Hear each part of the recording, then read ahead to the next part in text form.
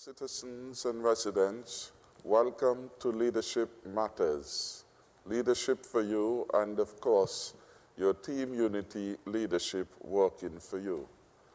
On tonight's Leadership Matters, I have the honor and privilege of hosting two of my cabinet colleagues in the Honorable Sean Richards, Deputy Prime Minister and Minister of Education et al. I also have the pleasure of having the Honorable Ian Patches Liebert, Minister of Public Infrastructure, etc. Tonight we are here as part of our public education and awareness program with regard to the coronavirus in particular, but any matter of relevance to our citizens and residents.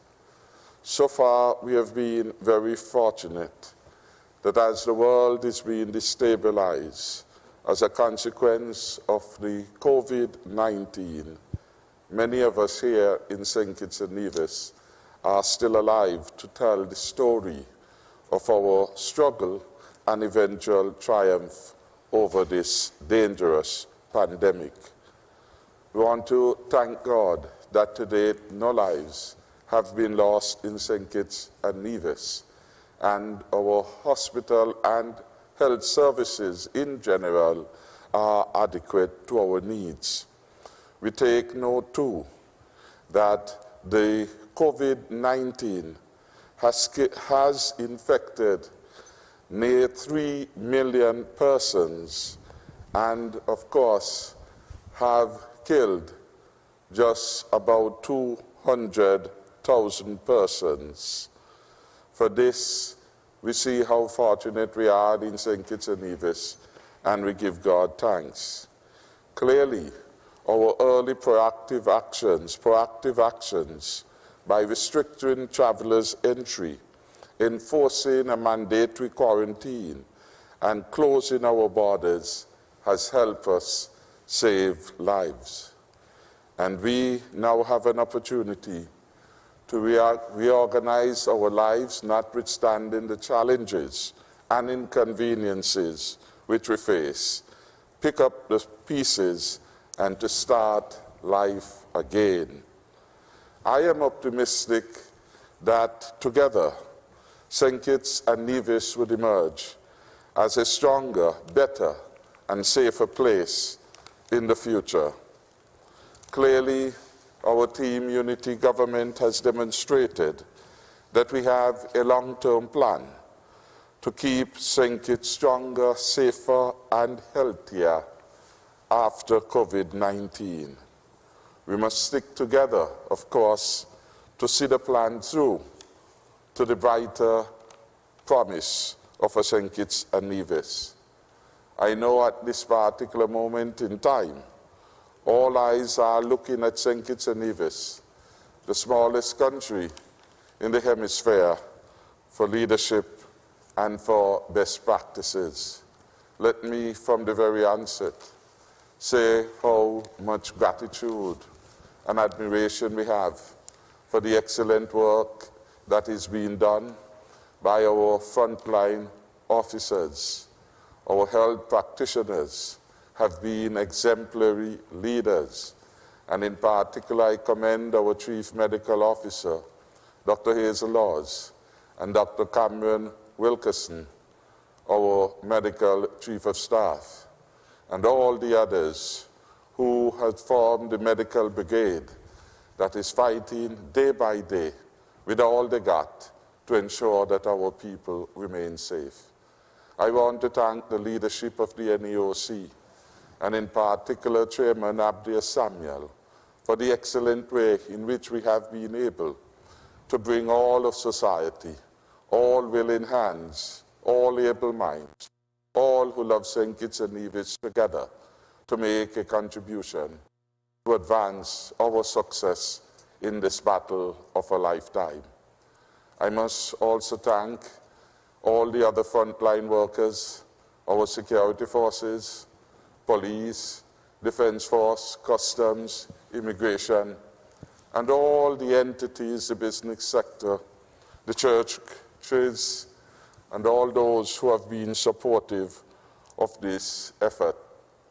We must look to the future, and as we look to the future, we must be careful not to tarry back to a past. Clearly, as we look forward to that better and brighter future for St. Kitts and Nevis, we know that we can't go back to the past of high VAT, the past of high IMF debt and 10 streets. Now certainly is the time for continuing the prudent fiscal management that has allowed St. Kitts and Nevis so far to respond to this crisis and to keep us safe. Imagine if St. Kitts and Nevis was still burdened with a $117 million debt to the IMF as we face this crisis. Imagine if St. Kitts and Nevis was still burdened with over $100 million debt to the government of Venezuela as we face this crisis. Certainly, we would not have been able to respond with the generous and most comprehensive stimulus package that the region has seen, that has provided support to our farmers and fisher folks all over St. Kitts and Nevis, that has provided support to the workers in our hotels, in the restaurants, the braiders, the busmen, all who have been in hospitality and in tourism sectors, and who were affected adversely as a consequence of the pandemic. Had it not been for the prudent management over the last 5 years, St. Kitts and Nevis would have been like some countries, unable to offer any support. I want to ask our people not to take what we have been able to do over the last 5 years for granted. The gains that we have made could easily be overturned if we were to return to the past. And so I ask that we continue to hold the faith. Hold the faith with the government and the health practitioners and our security forces, as all of us are working together with one goal: to help overcome this most deadly and most destabilizing pandemic that the world has ever seen. There is no playbook, and there is no, as it were, situation that we will face in our lifetime that would be of comparable in its own dislocation. I want to say a hearty thank you to all the good citizens of St. Kitts and Nevis. Some of them in my book are unsung heroes. And clearly, when those who are better at writing begin to write the chapter and chapters about the valiant efforts of Kittitians and Nevisians to overcome this pandemic, several people will be named. Some too may not find their names recorded, but they deserve of the country's highest commendation and consideration. And tonight I want to devote this program to some of these people. I want, for example, to commend our elderly folks in the senior citizens' home in St. Kitts and on the island of Nevis, those at the Grange facility, the Cardin home, those at Sandy Point and Sadler's senior citizens facilities. We remember them in prayer, and we commend their courage and their strength at this particular moment of difficulty. I want to thank their families too for giving them all of their support, the call from time to time, and the acknowledgement that although there are limits and restrictions and visitations to their homes, the love for them will not vanish. Let me commend Patricia Leader, an outstanding nurse practitioner who has established the Grange, which is now one of the most popular facilities for care of the elderly in the Federation. And I commend her for that contribution she's making in the fight to defeat COVID, but also in ensuring that our elderly are given the best care through all seasons. I thank her as I thank the leadership of the Cardin Home, Nurse Patricia Heiliger, who leads that institution, and all others who are showing such kindness and such love for humanity. I want equally to remember at this time those of our inmates in the prisons and who are at this particular moment doing the best that they can under the circumstances. Clearly, after COVID-19, the Team Unity government will deliver a modern prison facility equipped with health facilities, recreational facilities, and space for their own farm and compound. Prisoners are part of our small population, and we are committed as a compassionate government to a second chance program for those who would have paid for their crime. We shall continue over the next 5 years to provide them with counseling, with support and skills so that they can fit into society as responsible and productive individuals after serving their time. They can, of course, become role models again for their children, many of whom might have languished while their father or their mother had been in prisons. And so the government's broad program for the all-inclusive development of St. Kitts and Nevis will ensure that every citizen and every resident is being catered for. I want to commend the broadcasting stations. ZIZ, of course, is #1.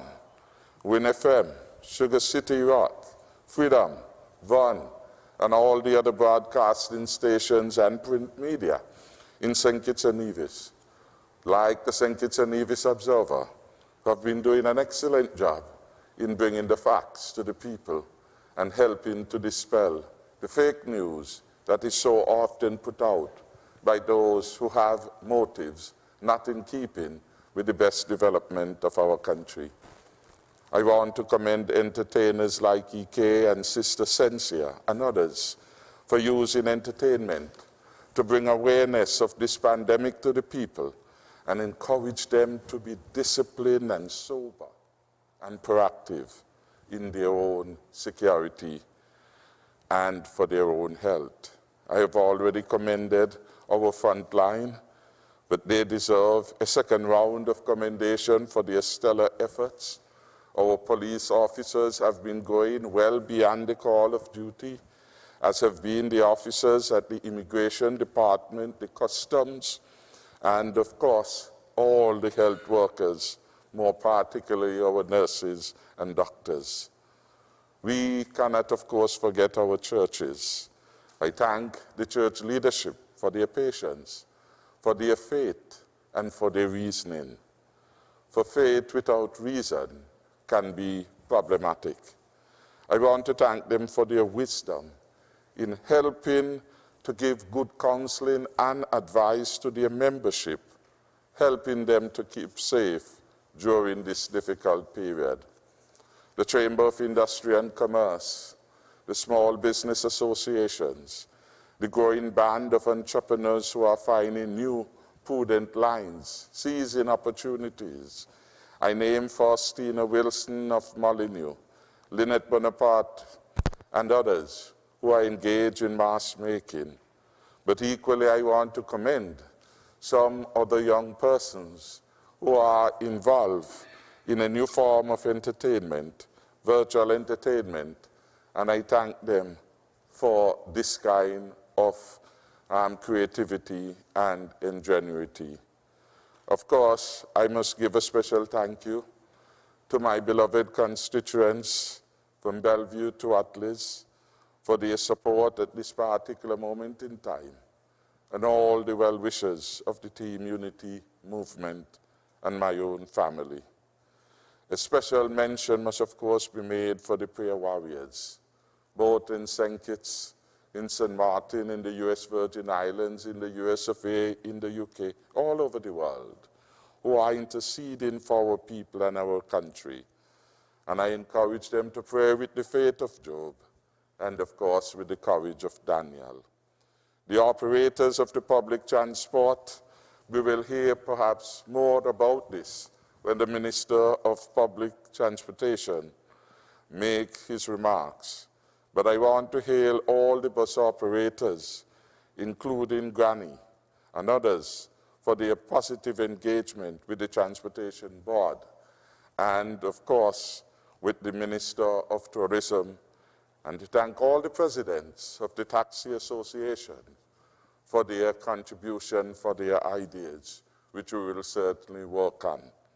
I want to hail King Socrates for the popular song, "This too will pass."